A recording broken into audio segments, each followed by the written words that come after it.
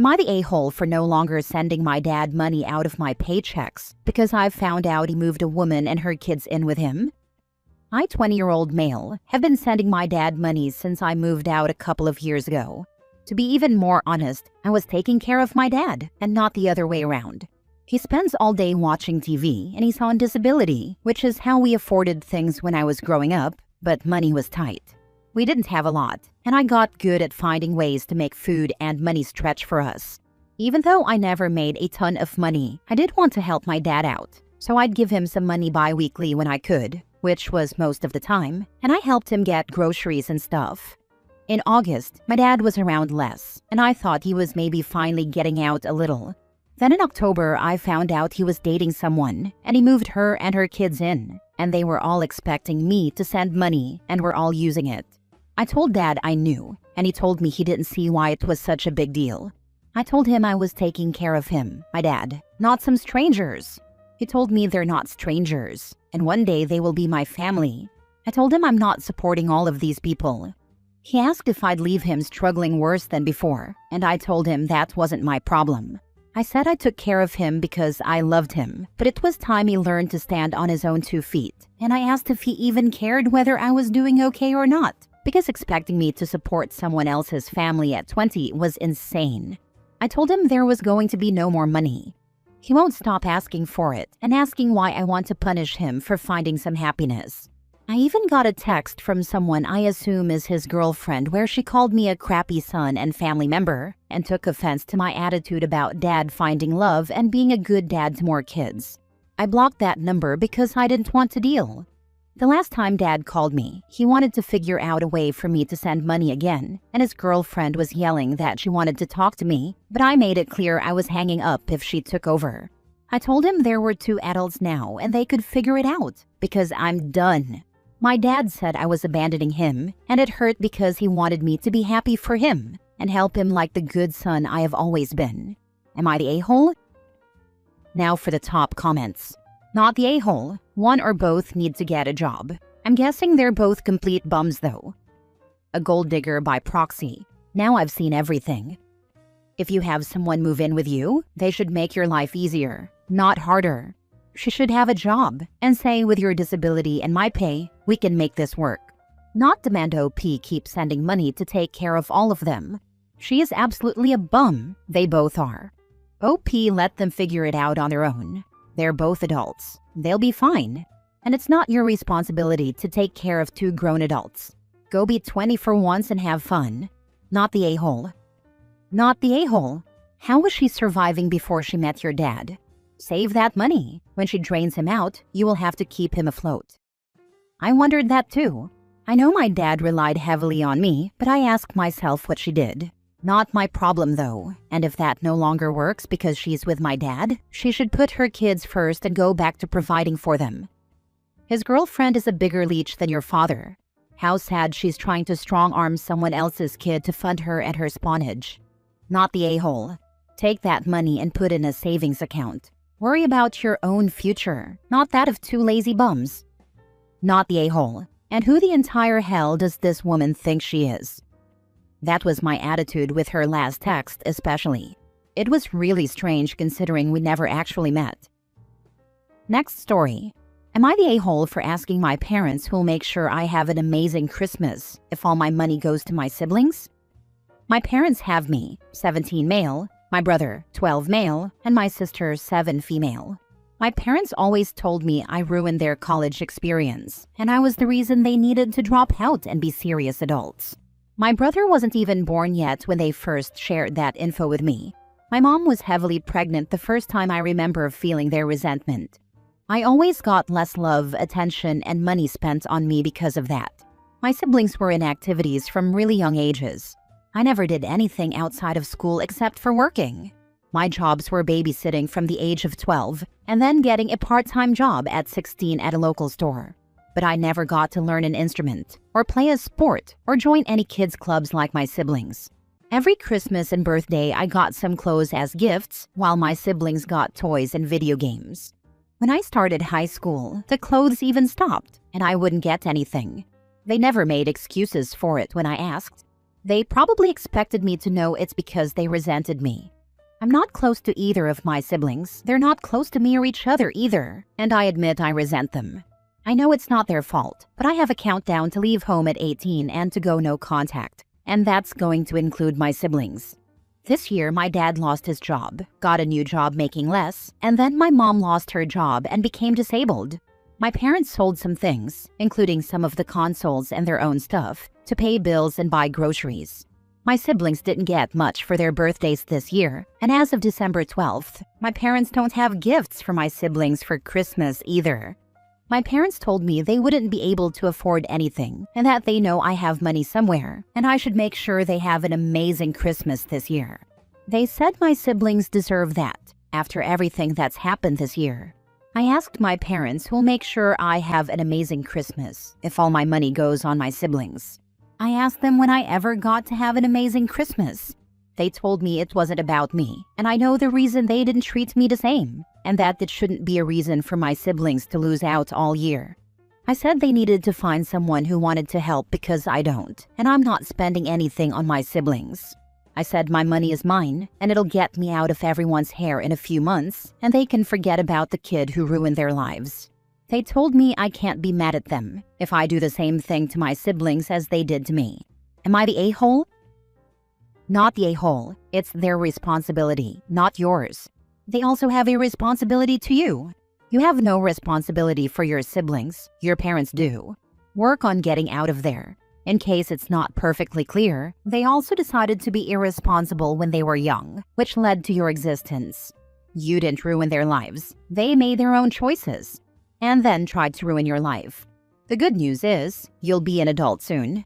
I'd suggest no contact as soon as possible. No contact will come as soon as I move out. Then I'll never have to live like this again. Make sure your parents can't access your money. If they are on your bank account, they may just take it. If you have cash, you need to figure out how to secure it. Hiding it in your room isn't good either. They can't access my money. They used to be able to when I was babysitting because I stored it in my room. Now it's secure and they have no access to it. Not the a-hole. Do not give them a cent because the moment you do, they'll keep coming back for more. There will always be something they want you to pay for, and they'll keep trying to use your siblings against you. Although I hope you know this, I'm going to say it anyway. You did nothing to deserve being treated this way. You didn't ask to be born. They created you. My mom had me when she was your age and never once made me feel like this. You deserve so much better than this, and I'm so sorry this is what you have for parents. Thank you. There are days I know it, and other days I wonder if there was something so wrong with me. But I have a friend whose parents are even younger than my parents, and they love her so much and never made her feel like she ruined their lives. Not the a-hole. It is not your choice or fault to be born. It was your parents' decision to have more children and favor them over you. Hope you have a great 18th birthday and live your best life without their toxicity. Thank you. My 18th birthday will be Freedom Day, and then I won't have to live like this anymore. Next story. Am I the a-hole for canceling my wedding over the cost of it and other financial expectations? My fiancé, 27 female, and I, 35, have been together for 3.5 years and engaged for 6 months. I'm a simple guy and live very frugally. I own a modest house that's entirely paid off and do really well at my sales job. My fiancé and I recently started discussing wedding plans and financial expectations going forward. And that's when I realized we have totally different goals and views on things. Our first issue was what she wanted to spend on the wedding. First time we met to discuss things with a planner, I was blindsided, thinking this was a first meeting when it seems that my fiancé already has the entire thing planned in her mind and simply needed to go over cost. In all, the whole thing would cost about $35,000, and I personally think it's ridiculous to spend that amount on a wedding, especially when my fiancé makes barely more than that a year. After that meeting, we met later in the week to go over our finances because I thought that was important. I was shocked to know that she does not have any savings at all. She's got lots of credit card debt that she's making minimum payments on. When we went over my sides of things, she pointed out that it wouldn't change anything for me if I take the $35,000 out of my savings to pay for the wedding. I pointed out that my liquid savings is for emergency. I have it so that I can quit my job at any point and be able to maintain my lifestyle for at least 6 months without changing anything. The biggest issue came when she found out that I have been covering my brother's mortgage for a year and a half and plan on doing so for the next 6 months more. I explained to her why I was doing it. My brother paid for most of my college and recently went into a ton of debt because his daughter had a serious surgery that left them in a tons of debt. And my covering for his mortgage, about $1,700 for 2 years, was my birthday gift to him 2 years ago while they got back on their feet. She demanded that I stop helping my brother, and at that point, I told her between the crazy wedding cost and asking me to not help my brother, she and I were not compatible. My mother and sister have been telling me I'm not doing the right thing, and I need to find a middle ground with her. I feel like an a-hole. I feel like financial compatibility is extremely important, and I don't think she and I value the same things when it comes to money and family. Am I the a-hole for calling off the wedding and breaking up? Not the a-hole. You two are not compatible. You were right to call off the wedding. Thank you. You are smart in ending it, and hopefully you got the ring back. You are helping your family the same type of way he helped you with tuition, but that isn't the real deal breaker. The fact she lives at home, has very minimal expenses, and has zero savings? She expects you to blow your saving for a big wedding. No way your safety net allows you to walk away from your sales job and land another without a big impact. Add to that her credit card debt. Once married, it's your debt too. Not compatible, and you found out before it's too late. Not the a-hole. But how did you get 3.5 years into this relationship without discussing finances? We've talked finance to some degree, but never in the details that I should have gone into. And I feel like an idiot now. But better now than after marriage. Not the a-hole. You really dodge a bullet. If she is not capable to save at least half, how will she be able to handle financial situations in your marriage, let alone helping family? I hope you're able to help your bro as much as you can. Thank you. I feel like my family think I'm some super old guy that need to marry anyone willing. I'm happy to wait it out. I feel like we'd have too many financial disagreements in our marriage. I honestly applaud you for having the maturity to realize this isn't a good fit. Finances are the #1 issue causing fights in a marriage, and you two are not compatible on that front at all. Your life would be filled with stress and misery. You're her insurance policy for paying off her debts, not the a-hole. Last story. Am I the a-hole for choosing other women over my cousin, even though she's my cousin? For 6 years, I, 28 male, lived with my favorite cousin Carly, 25 female. I covered almost everything: rent, utilities, groceries, while she paid $400 a month in a city where minimum rent is $2,200. I'm in a financially better situation, so this was never really an issue. Then one night, after I came home around 3 a.m. from a date, I found that Carly had thrown food all over my bed because I made her waste her time by not knowing she cooked for us. That was the moment I realized something was very wrong. First, I could save more by living on my own, but second, Carly was either insane or acting like a jealous girlfriend instead of a cousin. When our lease ended, I tried setting one small boundary that she would contribute a little more, $600 instead of $400, and that we move closer to my job. She refused to compromise on a single thing. Meanwhile, my now girlfriend also wanted to move in, and Carly said this was non-negotiable and the girlfriend could not move in. So I made the choice that made sense, and my cousin moved back home with her parents, and my girlfriend moved in with me. My cousin went full no contact for months, until I later broke up with the girlfriend I was living with and reconnected with my high school sweetheart. Was it the best choice? No, but she was my first girlfriend, and we had previously dated for 7 years. She also happens to be Carly's ex-best friend. Suddenly, Carly came back around, not to talk, but to accuse me of choosing other women over her and betraying her. To be clear, she's my cousin, and I feel she's acting like I cheated on her. At this point, it's been a year, and we've only awkwardly seen each other at family gatherings. And my family has now suggested that if I want to continue going to these family gatherings, I shouldn't bring my current girlfriend because it upsets Carly. Am I the a-hole, or is this as bizarre as it feels? Should I accept the family's terms since it's her family too?